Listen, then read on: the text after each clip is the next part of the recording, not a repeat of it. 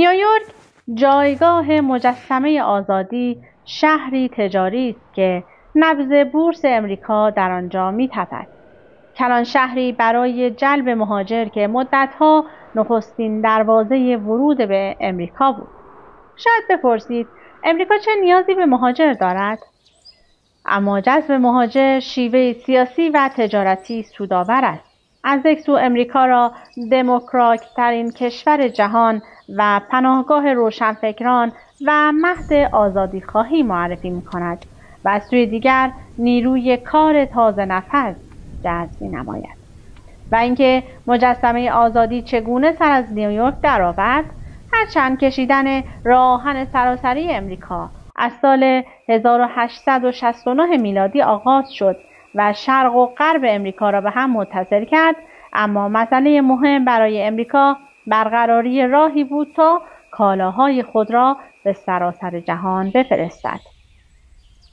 مردی فرانسوی پیشنهاد کرد تا تنگه پاناما را که آبراهی کوچک بود به اندازه‌ای بزرگ کند تا کشتی‌های باری بتوانند از آن عبور کنند.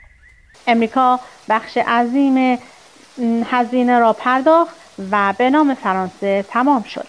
اما دولت فرانسه برای تشکر از امریکا مجسمه غول پیکر عظیم‌تر از پیکره خدایان یونان را ساخت و به نام مجسمه آزادی به امریکا هدیه کرد.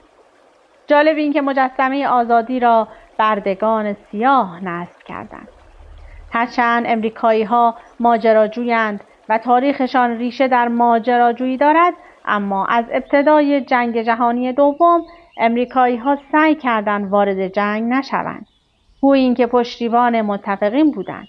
به هر حال 4 ماه بعد از دیدار چرچیل، نخست وزیر انگلستان و روزولت رئیس جمهور وقت امریکا که با 2 کشتی به ملاقات یکدیگر رفتند و روی آب دیدار و صحبت کردند و پس از اینکه بندر پرل هاربر توسط ژاپنی‌ها مورد حمله قرار گرفت، روزولت که گویی منتظر این حمله بود به ژاپن اعلام جنگ داد و در سال 1942 میلادی و در جنگ جهانی دوم بود که شاخه‌ای از نیروی نظامی شروع به فعالیت امنیتی کرد.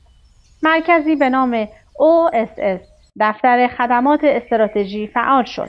این دفتر مقدمه سازمانی شد که در جولای 1947 میلادی CIA سازمان امنیت ملی CIA از آن شکل گرفت.